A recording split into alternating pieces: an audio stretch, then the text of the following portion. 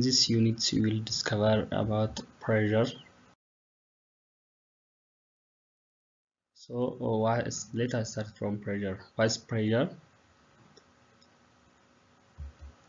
Pressure is defined as amount of force acting per unit area. That means pressure is measured by dividing force for a given area. So we can say that pressure is a ratio of force to contact area that is perpendicular to the force. So mathematically we can write P equals to F over A, where P represents pressure, F represents force, and A represents area. We know that force is measured in Newton and area is in meter square. So pressure is measured in Newton per meter square, which is equal with Pascal. So pressure's SI unit is Pascal. SI unit of pressure is Pascal, which is 1 Pascal equals to 1 Newton per meter square. For example, an elephant has a mass of 4,000 kilograms, and each of its feet covers an area equals to 0.8 meter square. What is the pressure from each foot? Here we can see that we have given mass, which is 4,000 kilograms, and area is equal to 0.8 meter square, and gravity is equal to 10 meter per second square.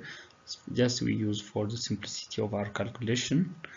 And here we have pressure. How much is that pressure? And we know that the force exerted by an elephant is equal with its weight. So force is equals to mass times gravity, which is 14,000.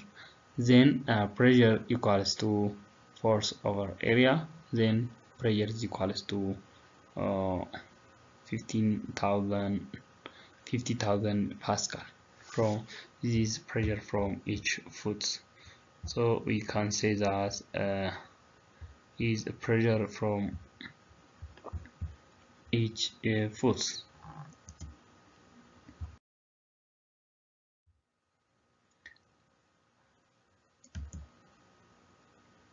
Another examples: a book rests on a desk and it measures 20 centimeters by 25 centimeters, and it exerts a force of 100 Pascal. Determine the mass of the book. Determine the mass of the book. Here we have given pressure is equals to 100 Pascal and area is equals to this much dimension. We have dimension, and we should have to change into SI unit before our further calculation. So 20 centimeter means 0.2 meter, and 25 centimeter means 0.5 meter. So area will be 0.05 meter square. Then we are asked to find the mass of the book. Solution: pressure equals to force over area. From this, force equals to pressure times area. So we can say that force equals to pressure times area. But we know that force equals to mass times gravity for this book, because when a book rests on a table, the force that book exerts is only its weight. So mass times gravity equals to pressure times area. From this we can rederive that mass equals to pressure times area over gravity.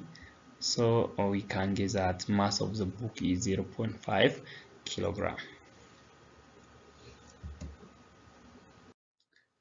Let us come to atmospheric pressure. What is atmosphere? Atmosphere is a layer of air that surrounds or covers the Earth, and the column of air as a weight. We have said that since air is a matter, it has a mass. Since it has a mass and is in a gravitational field area, it will have a weight.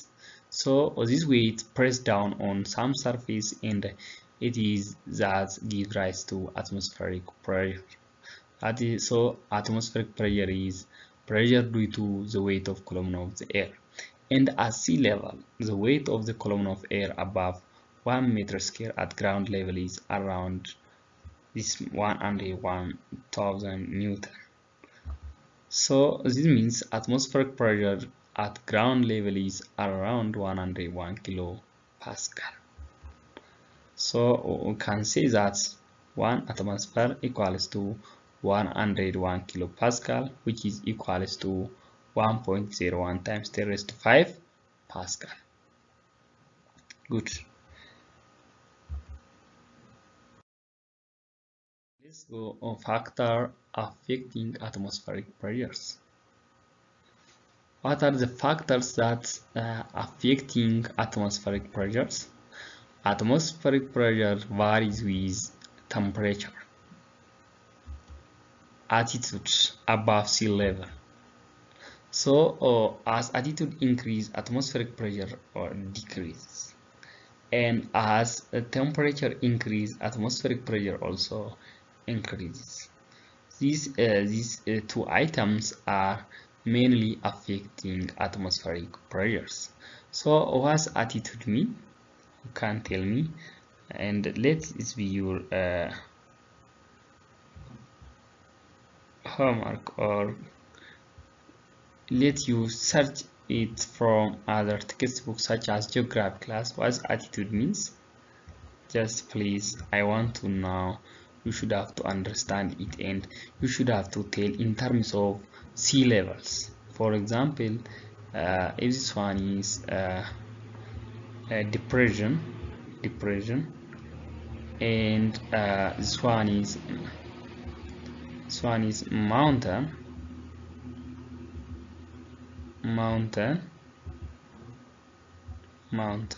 or let us say this one is DE and this one is MO, and there is somewhere a sea level, and is it altitude is below this one or above this one, or you should have to know how can we say altitude. Altitude means when we go from the sea level to above.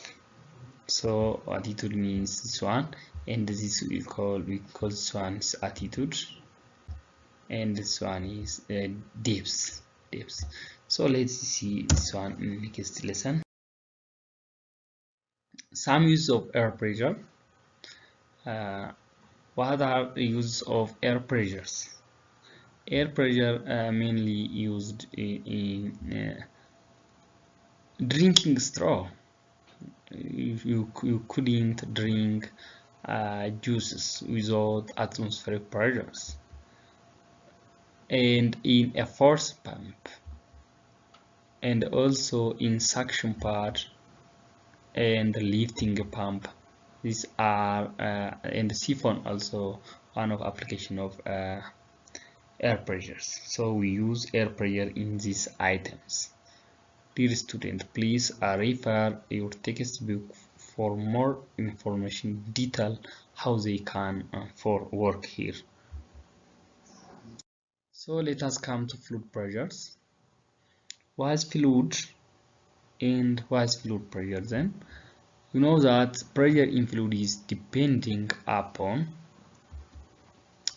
the depth of the fluid, density of the fluid, and acceleration of the gravity. This is depend on the evidence of this formula and depend on the derivation. Pressure equals to force over area, and we have said that earlier force is equals to mass times gravity, and we know that mass is density times volume.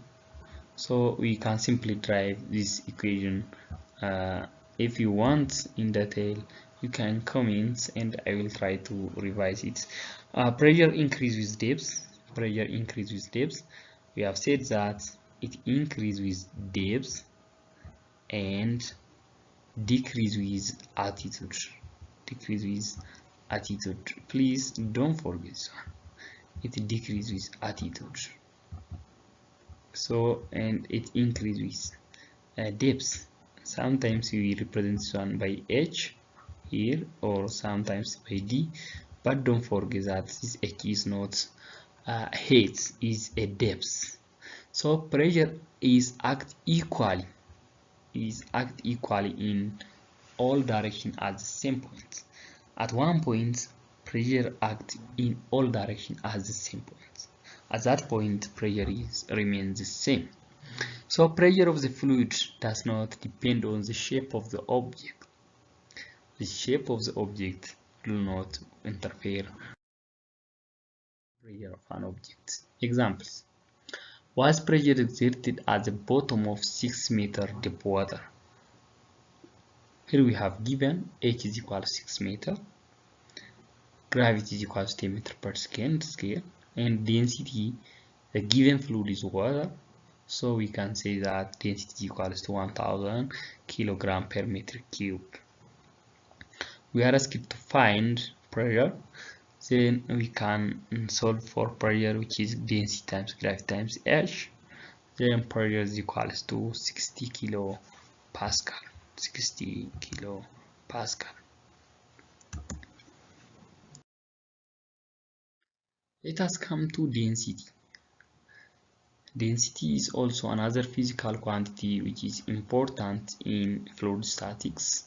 So before that, we know that phase of matter, there are 3 phases of matter: solid, liquid, and gases.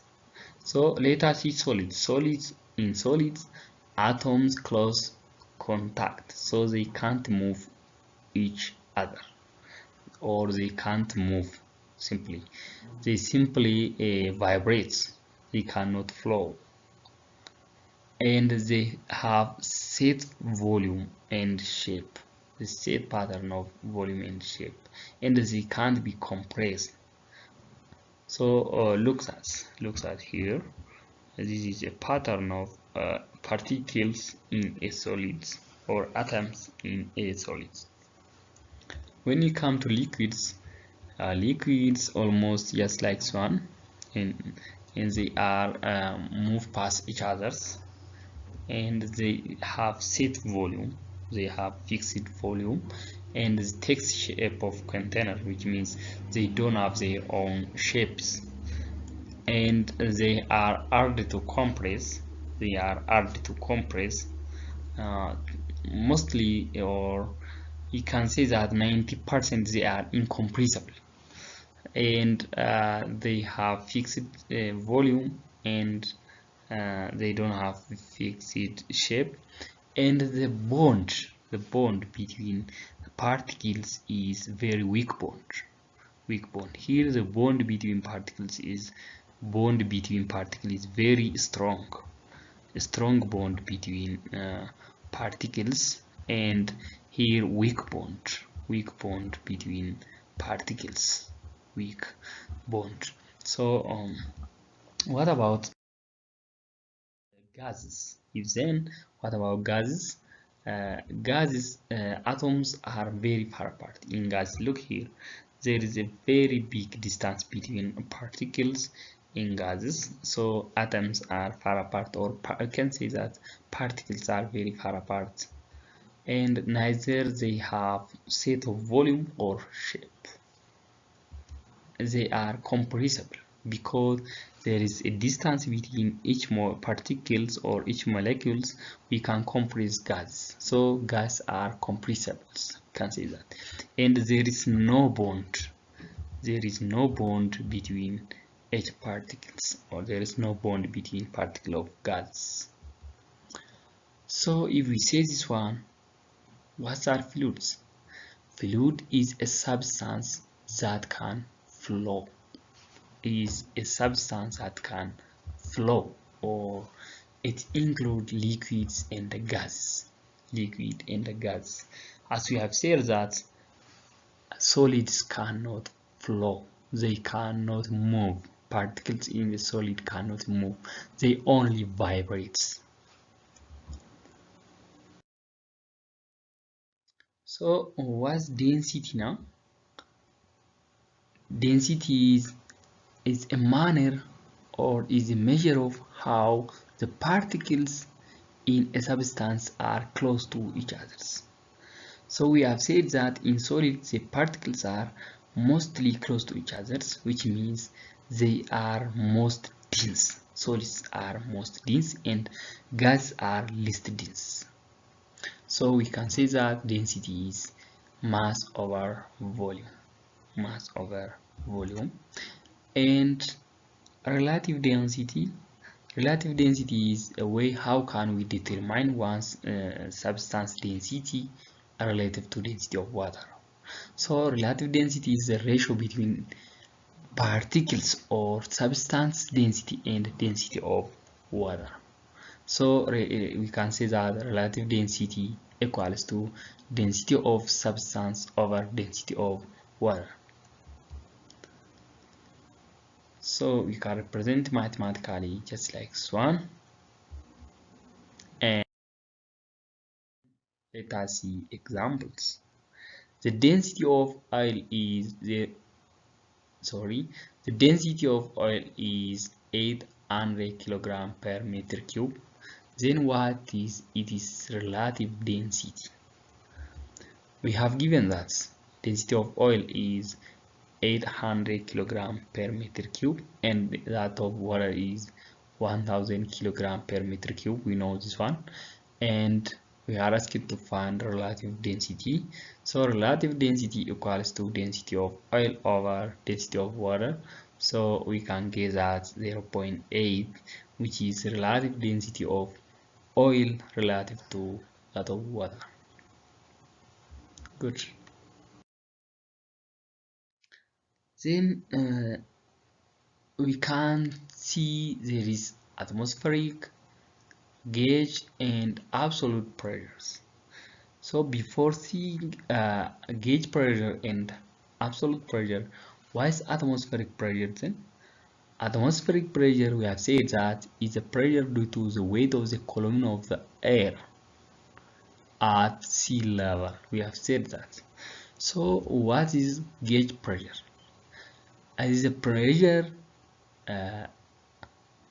gauge pressure is measures pressure relative to atmospheric pressure. So it's a pressure that's relative to atmospheric pressure, or you can say that it's the pressure exerted by a fluid without including atmospheric pressure. Without including atmospheric pressure. That means it's simply directly measured by scale. And reading scale will give us gauge pressure only. So let us come to absolute pressure. From its name, absolute pressure is a total pressure. It's a pressure exerted as a point by fluid, including atmospheric pressure. So absolute pressure is called the total pressure of the system. So in equation, we know that gauge pressure is density times gravity times depth, and absolute pressure is gauge pressure plus atmospheric pressure.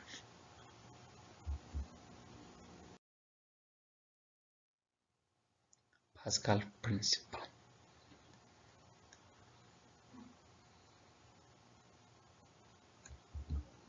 When a force is applied, any part of confined fluids, when a force is applied into any part of confined fluid, it creates pressure inside the fluid. And this pressure is transmitted throughout the fluid and is the same value everywhere. This is Pascal's principle. And Pascal's principle can be stated as, we can restate Pascal's principle as the pressure applied to any enclosed fluid is transmitted to every part of the fluid as well as to the wall of the container without reducing in value. So pressure applied to any enclosed fluid is transmitted equally to every part of the fluid as well as to the wall of the container without reducing in value. That means if there is closed container just like this one, and this one is, let us see again, using this one is fluids. These are fluids. It may be water, or it may be oil, or it may be anything else, but these are fluids, and this one was a fixed wall, and the fluids are inside this container. And if you exert a force on this area, the pressure created here will be equal transmitted to these parts of the fluids as well as to the wall of this container. That means, according to Pascal's, pressure created here, pressure 1 equals to pressure 2. Therefore, we know that pressure 1 is force 1 over area 1, which equals to force 2 over area 2. This is Pascal's principles.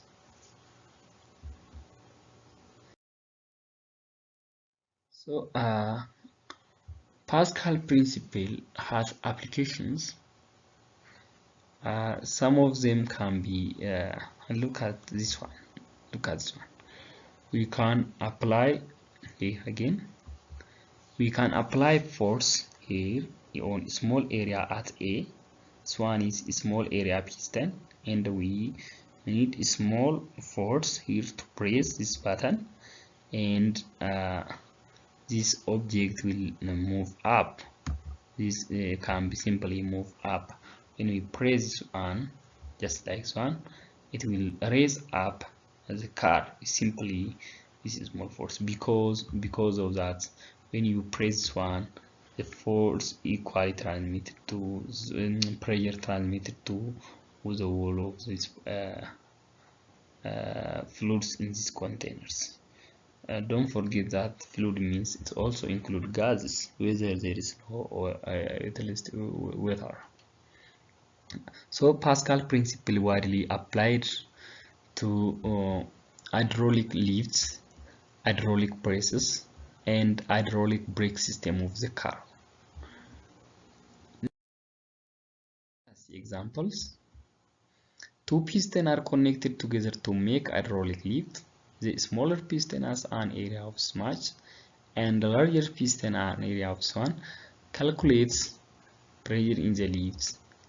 Force a larger piston if the force on a smaller piston is 400 Newton.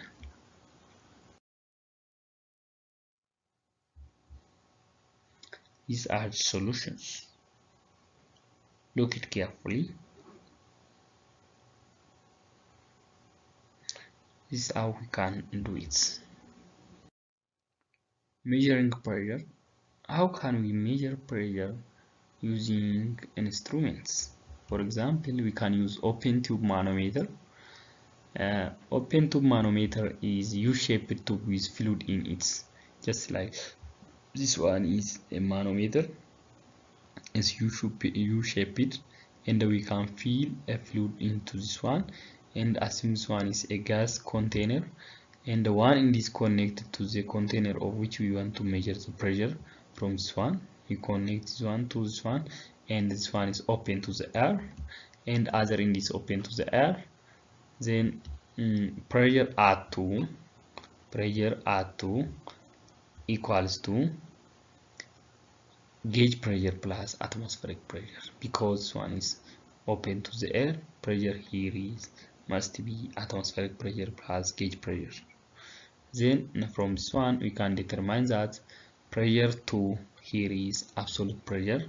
So using pressure, absolute pressure minus atmospheric pressure equals to gauge pressure.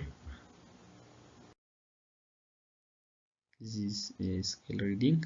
So another one is Bardeen gauge. Bardeen gauge is a mostly flattened tube with one sealed and one end sealed, and the tube is coiled around the spiral. It has some spiral here, and if you connect to the pressure here, then the gas press here is come to cause spiral to uncurl slightly. This makes the gas to curl slightly, and then this gear will move, and the pointer then will indicate the reading of the scale. So this make reading of pressure using part language, and is more practical instruments for measuring pressure of the gas. Force influence. An object in water seems less heavy. Whenever you push an object in water, or whenever you carry an object in water, their weights drop than normal one. What's the cause? This is due to the force from water pushed up against gravity, and this force is called buoyant force or upthrust force. So buoyant force is a force from water which pushes a body upward against gravity or against weights. This force rises due to the fact that pressure increases with depth. When you move downward, the pressure increases depth, which is against the weight of that object. So the size of buoyant force depends on density of the fluid and the volume of the object.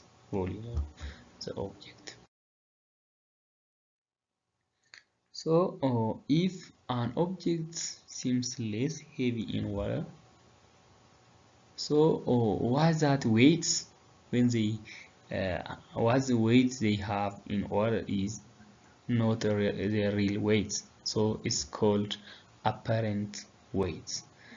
The weight of a body immersed in water is known as apparent weights. Apparent weight of an object immersed in fluid is difference between the real weight and the buoyant force.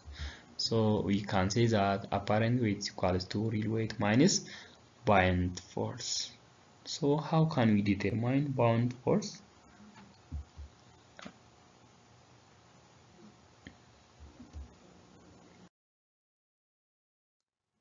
Don't worry, we use Archimedes principle, and it states that an object wholly or partially immersed in fluid bound up by a force equals the weight of the fluid displaced by the object, and the buoyant force equals to weight of displaced fluid. Buoyant force equals to weight of displaced fluid. That means when an object wholly or partially immersed in water, the buoyant force equals to weight of that displaced fluid. So please let you try or let you explain apparent weight in terms of weight of displaced fluids.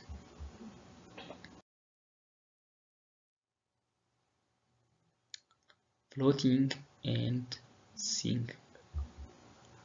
An object floats on or sink in fluid depends on weight of an object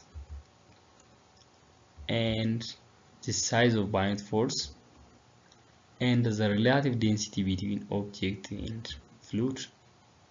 Sometimes you may see oil floating on the water, or sometimes you may see a stone sink down in the water, or you may see sometimes a balloon rising from water surface. These all are depends on the size of buoyant force, relative density, and weight of an object. If the buoyant force is equals to the weight of the object, then the object will float.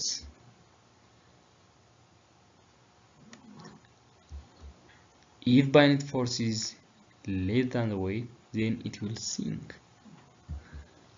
If buoyant force is much greater than the weight, then it will bounce back or it will rise, not sink here. Please try to correct this. This one is not sink, it will rise. It will rise or bounce back. It will rise. More on law of flotation. In order to float, buoyant force must be equals to weight. Then we know that buoyant force is weight of equals to displaced fluid.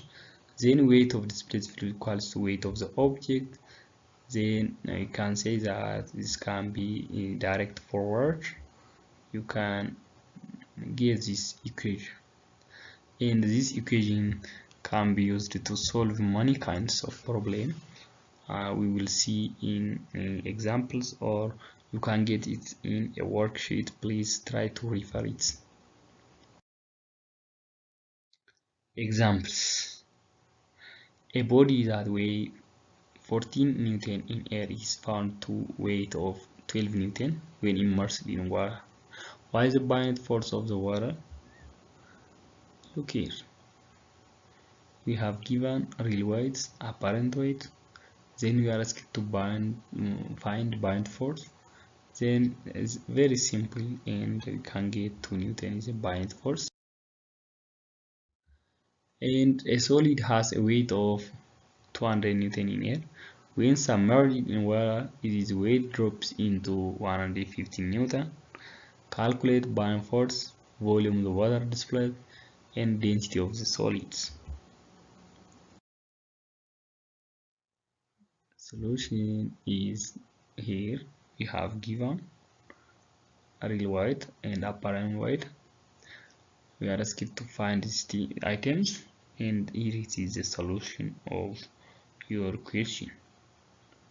Look it carefully. I have done it by using a pen and it's handwriting, so I think you will prefer it. Thank you for your visiting. Please subscribe to Dre Online Tutor, which is given by www.youtube.com/do-tutor, or join my Telegram channel. If you have any question or any unclear idea, you can comment, and I will be responsible as much as possible.